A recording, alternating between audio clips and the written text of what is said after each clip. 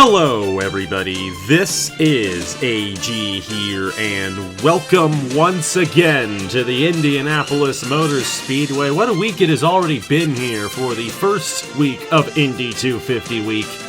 We had our first practice session on Monday. Aaron Abel was the fastest driver then amongst the full-time drivers.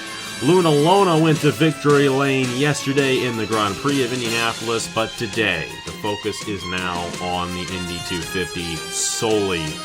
And today's practice session will determine the qualifying order for tomorrow's qualifying session. Of course, single car qualifying tomorrow, and the top 9 drivers in qualifying tomorrow will be going for the pole on Sunday.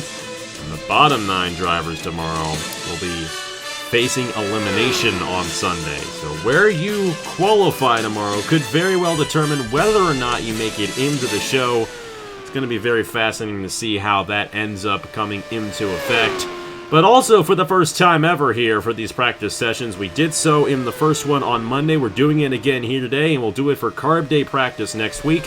Whoever is fastest will receive a championship point here in the Haas IndyCar series, and it's going to be fascinating to see who ends up getting it done here. I'm joined alongside Nathan Stable, and it's the first time you've been in the booth for IndyCar, I think, ever. But, you got 3 strong drivers coming into this Indianapolis 250 this year, and your guys have been very strong as well. Aaron Abel was the points leader going into the Grand Prix, did lose the points lead, but it's been a great season for him. What are you expecting out of your team in this year's Indianapolis 250, and what are your chances? What do you think your chances are of possibly going to victory lane?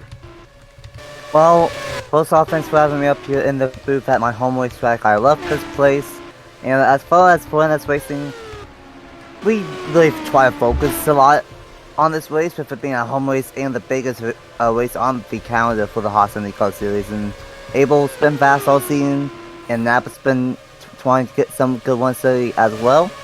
And I think Abel is going to have a pretty strong one. That's the flagship car, and fastest in practice number 1. Let's see what he does here in practice number 2. And might have to watch out for the AE car, because that AE car for us is just winning this one.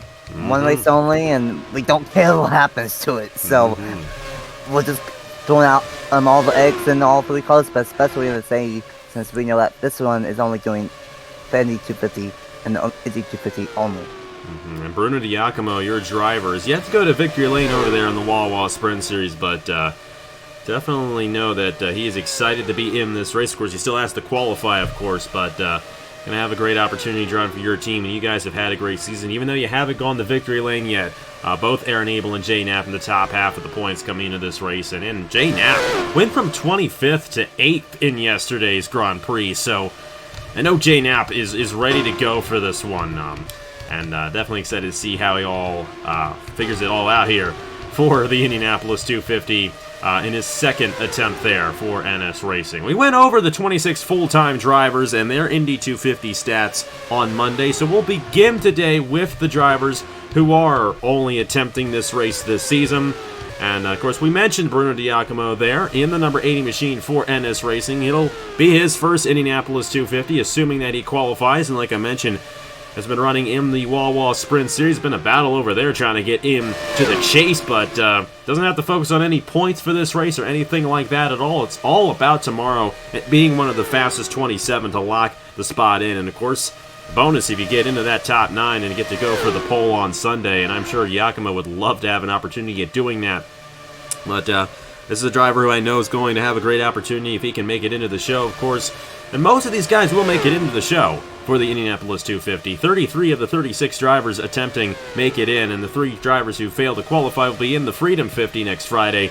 So, those guys who do fail to qualify get a little consolation this year, finally, finally doing something. And once again, I gotta thank Skylar Cheller for that great idea. I can't believe that I just never came up with it. And they were like, oh yeah, they go to the Freedom 50. It's like, oh my goodness, that's just a brilliant idea.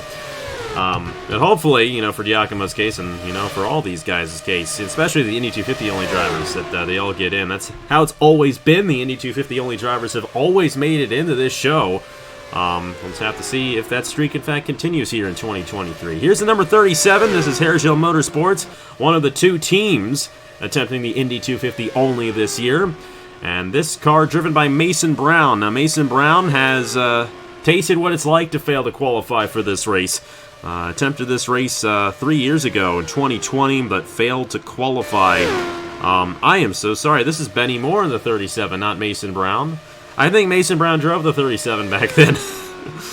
My apologies. This is Benny Moore. I promise I won't make that mistake again. Benny Moore there in the 37 machine for Haershill Motorsports.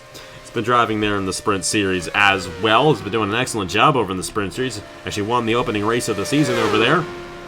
And I know Benny Moore's another one of these guys who definitely wants to get an opportunity at an Indy 250 race victory. We've got so many of these Sprint Series drivers, Nathan, who are attempting this Indianapolis 250 this year, and then also being in the Freedom 50. They got a lot of that stock car experience, but how much different is it, with how fast these guys go, averaging 220 that we'll see in qualifying tomorrow and then in the race as well. How much of a different mindset is it for these drivers, going from a stock car over to an open-wheel machine? Well, it's a totally different animal, to say the least. A stock car, you go about 200 at Minneapolis, but then with these Indy cars, you go 220 plus. So, and we're going full throttle here for the most part, and that it's a lot more stressful for these Indy cars than a stock car, just because we're going full throttle and there's a lot less room for error. And we're going to see that all week long, all month long for the Indy 250 weekend, especially in the actual 250-mile race. There's not a lot of room for error, and one slip up could be a big time crash in one of these four corners, and definitely a lot more difficult to drive a mini car than a stock car, even though it looks a lot easier. Even though he's heading to the pit lane, we will talk about Matt Tuck here in the 51 and all of the Indy 250 drivers.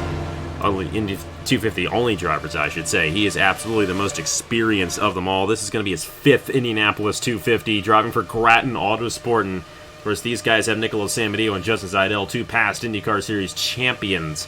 And of course, Samadillo, the 2-time Indy 250 winner on their team. So Matt Tuck, even though this is the only race he's attempting for the IndyCar Series this year, absolutely expect him to be up front. Of course, over in the Cup Series lately, I tell you, we'll have to see if they turn it around tonight in North Wilkesboro, but they've had so many mechanical issues on their side over there, and I know Matt Tuck's not going to be too happy about that, but putting all that behind, looking to have a great run here in this Indianapolis 250. Matt Tuck's best finish in this race, however, is 14th, all the way back in 2017, which I would imagine was his first start on this race. It may have actually been 2016, I can't quite remember, but definitely trying to turn all that around. And like we mentioned on Monday in the first practice session, Zachary Fitzwater has never finished outside the top 10 in this race. We have some guys who have made more starts than Fitzwater who have never finished in the top 10. So it's just all over the place, and definitely exciting to see how it all goes down. Here's the number 99 for Webb Racing Enterprises. This team owned by Drew Webb, who has been running over there in the Wawa Cup Series. And he's got 2 Sprint Series drivers driving for his team. The 99 is driven by Jim Vincentleff, who is the... We're recording this after, or before, I should say, we record the Sprint Series race from North Wilkesboro, but at the time of us recording this after the Darlington Sprint Series race, Jim Vincentleff is still the points leader over there, and has been doing an excellent job over there in the Wawa Sprint Series, but first time behind the wheel of an IndyCar, and driving for a first-time team as well. Of course, Haershill Motorsports, they've run this race before. This guy, Drew Webb, has not run this race before as an owner, and I know he wants to kind of put a bit of an underdog spin on his team, but with the ratings being equal, it's a bit hard to do that. We'll just have to see what Vincentleff and his teammate, Jacob Walker, who's driving the number 88 machine, can in fact pull off. Here is another driver who is Indy 250 only, and absolutely a driver we're excited to see in this race. The 2020 Haas IndyCar Series champion of Chase Harris, who currently sits 3rd on the leaderboard right now here in this practice session. Driving for Wisconsin Speedworks. Absolutely a driver to watch out for in this race. He won 5 times in the 2020 season, in a 16-race season, by the way. The only thing is, though, and I think the one disappointment for him that year, he finished 21st in this race in 2020. Not really a good run here in the Indy 250 the one other time he's run it, but this is the only thing he's focusing on this season. Of course, back behind the wheel of an open-wheel machine. And I know Chase Harris is going to be a threat in this race, especially considering he is third in practice right now. Of course, fastest in practice, we'll get to that here. Christian Master currently holding on to that fastest time. And of course, Christian Master has won this race before, back when it was the Indianapolis 200, all the way back in 2015. He was actually in a battle with Zachary Fitzwater and Lewis Stevens for the win in that race, when more than half the field wrecked out. I don't anticipate that happening next Saturday, but you know, you never know what's going to happen. But Christian Master back in the Indianapolis 250. This is going to be Master's 7th attempt at this race, and we're going to be excited to see what he can do. I will say, though, Master did fail to qualify all the way back in 2020. Same year, Mason Brown failed to qualify, and we'll get to Mason Brown once we get to the 53 machine. See if it's around here. We got to mention this guy once again. Of course, Nicholas Samadio, the two-time winner of the Indianapolis 250. We had Micah in the booth yesterday for the Grand Prix, and Micah, you know, he's thinking a lot of good things here about Samadio. Obviously, always a threat to win this race, and of course, won it in 2018 and 2020, and looking to do it once again here for Grattan Autosport. Only downside is, and I think this may be something that Grattan's thinking about, and maybe Samadio's thinking about, and I know Zeidel's thinking about it. This car failed to qualify last year when Justin Zeidel was behind the wheel. And Nathan, we always tend to see the full-time drivers fail to qualify, but what does it take to avoid getting that disqualification for the race and finding that speed around this racetrack, especially if you're a driver like Samadio who has won this race twice before? Well, it's all about getting a lucky time in that qualifying session, trying to make it into the fast time as we got a crash off the board and won, but it doesn't really we pretend those kind of things don't happen here in practice, and that's why they practice. Yeah, it's definitely important in qualifying to get a good lap time, so you don't have to be in that bottom 9 shootout and be at risk not going into the 250. But for some reason, it seems like the full-time drivers just end up not making it, and all the 250 drivers, they put all the eggs into one basket, or two if you have two colors of the sealant for blue, red, and for whatever reason, those 250 cars always make it, but it's all about qualifying and getting a good speed so you are not at risk at going home. Yeah, it's going to be very fascinating to see who does fail to qualify. We've got a lot of strong drivers, but we also have a lot of drivers who are making their first ever start in this Indianapolis 250 or attempting to do so. As a matter of fact, let me count here. I had counted it earlier, and you know, I lost count of how many it was. I think we got 14 drivers who are looking to make their first ever Indianapolis 250 start here, and that is including some guys who have been running full-time this season, like Luna Lona, who won yesterday in the Grand Prix. But it also includes this guy that we're focusing on right now, Alexander Rowe, in the number 12. And it was great to see Alexander Rowe come back. It's been a while since he's raced on the channel. Been about a year, I'd say, since he ran a race on the channel. Great to see him back. But Alexander Rowe has always had his development driver, Max Anderson, in this race. For the first time, Alexander himself is going to be attempting this race, and he's going to be doing so for Trackhouse Racing. Going to be teammates to Angel Oliveira and Caleb Rose, two guys who have been in this race before. And Alexander Rowe, development driver, has been in this race many times before, so I'd watch out for Alexander Rowe. Absolutely a strong driver. Double-digit wins on the channel as well for Alexander Rowe. 10 career wins, so a lot of those have come in the stock car. As a matter of fact, they've all come in the stock car for Alexander Rowe, but a great driver that Reggie Fogelman has as an Indy 250 only driver this year, and I'd watch out for Alexander Rowe in this year's Indianapolis 250. Could absolutely be a threat to win him, especially considering the success Max Anderson has had in this race in years past. See, we've got 4 more of these Indy 250 only drivers that we have yet to touch on. Here's one. We got Skylar Taylor behind the wheel, and they've been doing an excellent job over in the Sprint Series. 2 wins on the short tracks there. Driving here for DM Motorsports, and of course this team, especially with Brad Stover, has had an excellent season here in the Haas IndyCar Series. And this is one driver who I'm very interested to see how well they do. Skylar's been great over in the Sprint Series, and I have a good feeling about Skylar here in this Indianapolis 250, especially when it comes to qualifying. I mean, I just have these feelings sometimes with certain drivers, and you know, even though the ratings are equal, I just got this feeling with Skylar. And hopefully I'm right for their sake. in qualifying tomorrow, they can find themselves inside that top 9. But definitely excited to see what the number 9 machine can do here at the Indianapolis Motor Speedway for Dylan Matthews' team. And their third driver definitely going to be a threat to win this race, no doubt about it. We got ourselves 3 other drivers, I think, that we yet to touch on. We've talked about Bruno Diacomo there in the 80. Here's the number 16 machine. Third car for Dog Pound Incorporated and Shane Lake. Angel Gutierrez, another driver, has been making some starts over in the Sprint Series. Only made a couple starts over there, so relatively new to the channel. One very fascinating thing about this year's Indianapolis 250, I would like to mention, none of the drivers are making their first career start on the channel in this race. Usually we have a couple drivers who are like that every year. Not the case. Everybody attempting this year's Indy 250 has made a start on the channel in the past, including Angel Gutierrez, who is probably the least experienced of all the drivers who are attempting this year's race. But he's with a good team there, Dog Pound Incorporated. Of course, Luna Lona won the Grand Prix yesterday for Dog Pound Incorporated.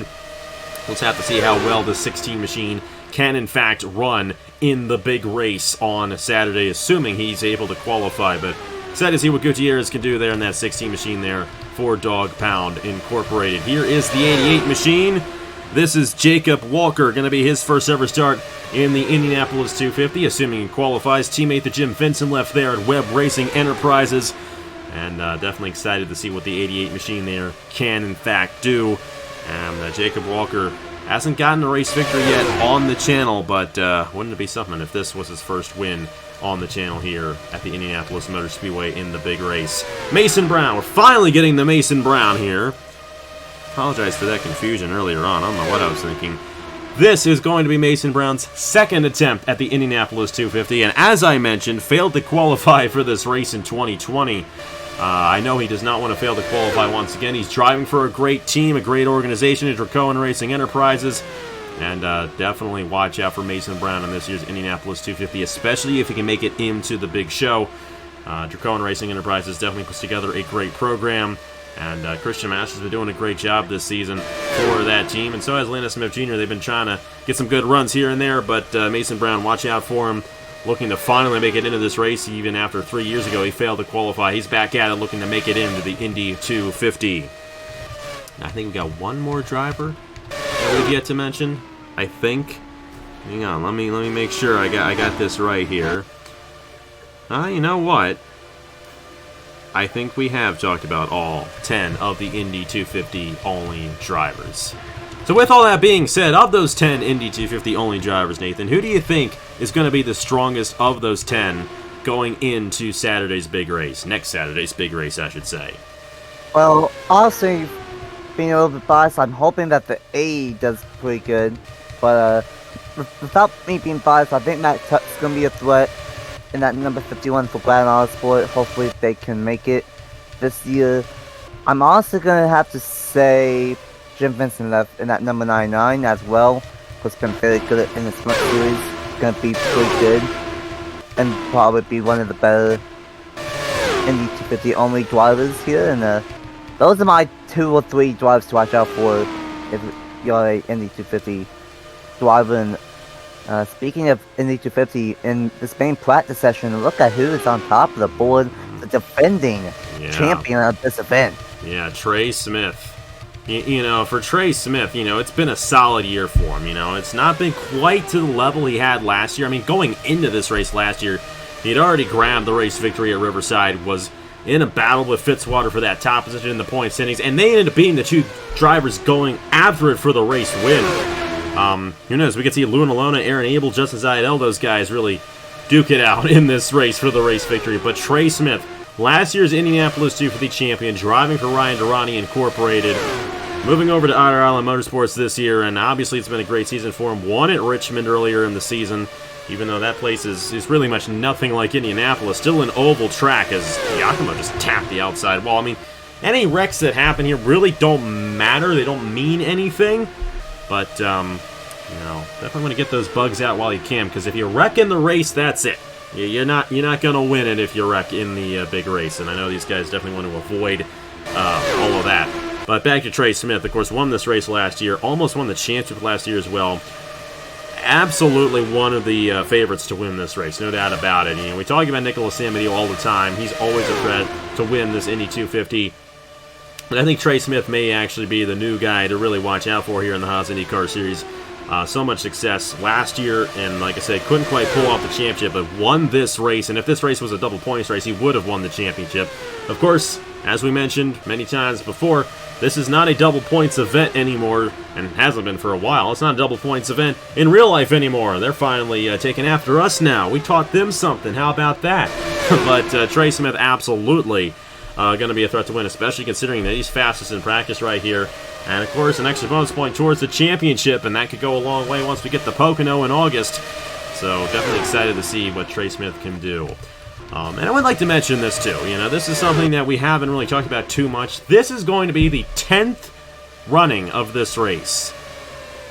And I got to thank all you guys for all those years, all those races that we have done.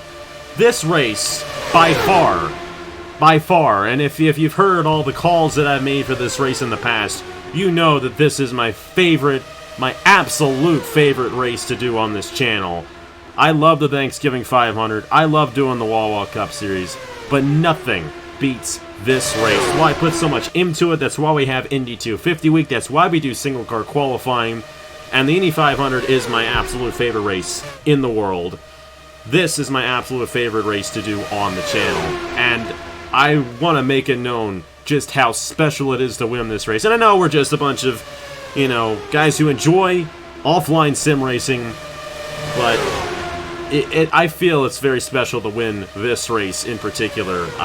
There's nothing else quite like it, I feel like, in the world of NR2003, and we're here for our 10th running of this race, and I never thought that this race would go on for as long as it has.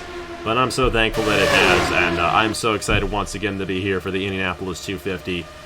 I tell you, I look forward to it every year. It is my favorite race to do, and we all have our favorite races. If you're an NR creator, you have your favorite races. This is absolutely my favorite race, and I'm excited to see who gets the race victory. It's always an exhilaratingly fun race, an exhilarating finish.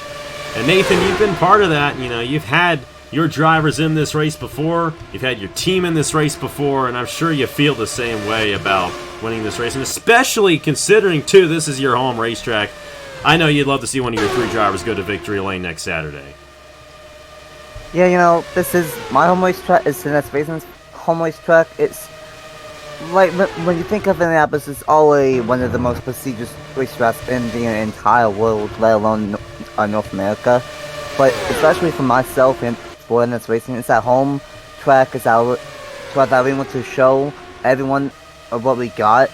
So it would be amazing if either the A97 or 98 could somehow pull this off. My drivers have not really had too much luck in this race, but maybe that can change this year if Abel and Knapp and the AE machine and Giacomo.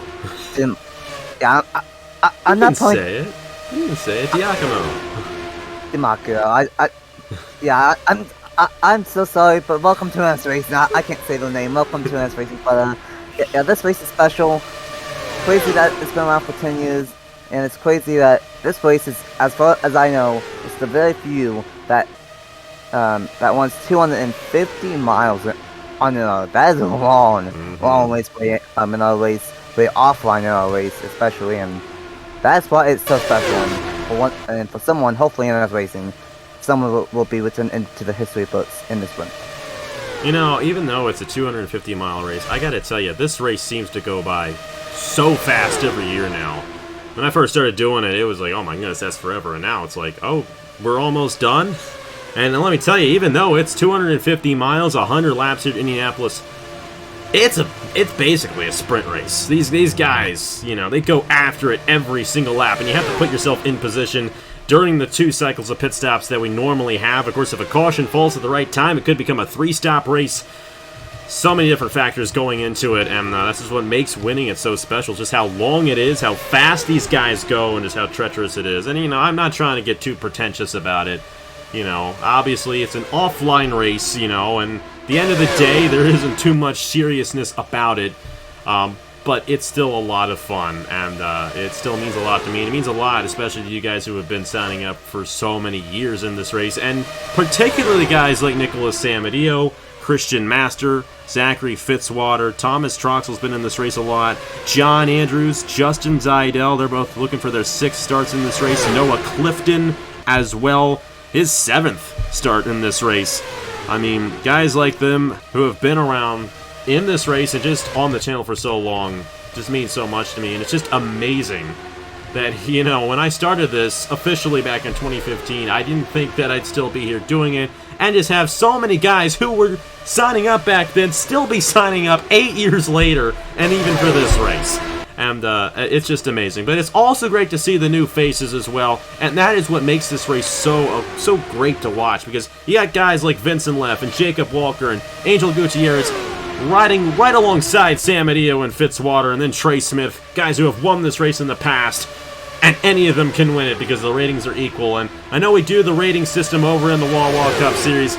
I did not want to bring that over here to the IndyCar Series for this race in particular. I want everyone to have an equal shot at winning this race in particular, because if we had ratings for this race, it just wouldn't quite be the same. There's just something special about it when anyone can win it. And that's what I'm looking forward to next Saturday. And I'm looking forward to tomorrow in qualifying, and Sunday in qualifying, and in the Freedom 50. It's all going to be wonderful, it's all going to be great, and it's all going to happen within the span of the next week, and we're excited for it here from Indianapolis. Nathan, I hope I'm pumping you up quite a bit for this race. You excited for it? Oh yeah, I have a show small. I'm not even gonna lie. This race, yeah. Indy 250 week is always special. It always gets here and it always blows on by, but it is special. For being around in this community, especially on my channel, I look forward to this race every single year. It's my favorite year. It's my favorite week or two of the year, and it's gonna be a blast for the Indy 250. And someone's gonna get the 10th one, or someone's gonna win the 10th edition of this event, and it's gonna be special. It's gonna be very, very special. Who knows? It could be Skylar Taylor, who is currently the fastest driver here in main practice. That means that they're going to go out last tomorrow in qualifying and get a bonus point towards the championship. They're going to take that point away from the full-timers, so that could get very interesting. As of right now, the 24 machine of Tanner Parton is the slowest, which means that Tanner Parton would go out first. So the qualifying order is the reverse of the practice speeds here today. So Tanner Parton in that 36th position right now. Then it would be the 27 of Ace Garcia, as Landon Smith Jr. has gone around in the 07. But like we said, we kind of pretend those things don't happen here in practice. We don't have cautions in practice, so we kind of have to pretend it doesn't happen. That's why the wrecks get so big. They just, you know, barrel right into each other. You know, thankfully, once we get to the race, you know, it's a little bit better than that. We do have some ties, and any ties will, in terms of the qualifying order, will be broken by points. We got a tie there between so the 73 there of Christian Vargas and the 98 machine of Jay Knapp. I don't actually have the points up at the moment, so I don't know who's got that tiebreaker, but we will figure that out for you. And of course, in tomorrow's qualifying video, you will see the qualifying order in the description down below, so you guys know where everybody comes out in relation to everyone else. And of course, it is single car qualifying. We're not going to do the groups of two that you've done on a couple of the ovals this season. It will be true single car qualifying, where only one car is out there on the racetrack, but just for one lap. You know, I know in real life, Indy 500 qualifying, they do 4 laps. We just do 1 lap here for the Indy 250. And then we do it again on Sunday for the fastest 9, and then the slowest 9. And as mentioned, the slowest 3 on Sunday in that last night shootout failed to qualify. And it's always intense, always exhilarating in qualifying to see who gets in and who makes the show and then who fails to qualify. And it's also exhilarating to see who wins the pole, because the top 10 drivers who qualify will receive championship points, with 10 points going to the pole winner of this race. So that championship, we don't talk about the championship too much during the race itself, because obviously winning the race is big enough of itself. But there's still a championship to be won in August at Pocono, and every point matters once you get to that point there for that World Championship race. Well, Nathan, very, very intriguing session right here with a Indy 250 only driver currently holding on to the fastest time. Trey Smith looks fast, Eric Drew looking fast there, Noah Clifton and Chase Harris the top 5. Aaron Abel, who was fastest on Monday, is 29th here. And I think it just goes to show you that the draft here in this practice sessions means quite a bit. But the equal ratings as well also play into the parity that we see here during Indy 250 week. And that means that no one is safe from elimination on Sunday. But I'm going to ask you right now, Nathan. Micah gave me his early pick. He said Nicholas Samedeo. Who do you think is going to win this Indianapolis 250 come next Saturday here on AG the channel? Oh boy, this is like trying to win the lottery here and just gambling here. Well, first off, for Abel, I think, also, of course I'm being biased, but I think the US Racing Course would be fast, and I think Abel is 29th in practice, because I think a little birdie told me in my ear that US Racing will constantly qualifying one, so I have to see how that goes tomorrow. But as far as my early pick, 2 practices into the main show for this week, right now I'm really liking the 79 and the 75, both of the Mount Island Motorsports cars of Trey Smith and Chris Williams, looking very, very fast in this session in the draft. Of course, you have to pick both wills, so you want to draft in practice, what you want for that car qualifying. Both the 75 and 79 are looking really fast here in the draft. Yeah, and Trey Smith, absolutely a fast time there, and both you and Mike have picked a past winner of this race to go to victory lane this year. Well, that's going to do it for the main practice session. Skylar Taylor is awarded that bonus point, officially in the standings. But the thing is, they take it away from the full-time drivers, and that's definitely where it's going to get quite interesting, because no one's going to technically get that bonus point in terms of the guys going for the championship. But Taylor's going to go out last tomorrow, and the first driver who will go out for Indy 250 qualifying will be Tanner Parton. Then you got Ace Garcia, Benny Moore, Landon Smith Jr., and so on. Nicholas Samedeo kind of slow in this session. He's going to be one of the first drivers out. We'll have to see what his mark is. Zachary Fitzwater, runner-up last year. Bit slow here in this session. Of course, fastest on Monday. Aaron Abel, they're 28th quickest. We're going to see a lot of strong drivers go out first tomorrow, and that's going to be fascinating because we're really not going to know where that line is to make it into the Fast 9 and the Last 9, kind of until we get to maybe the 25th, 26th driver.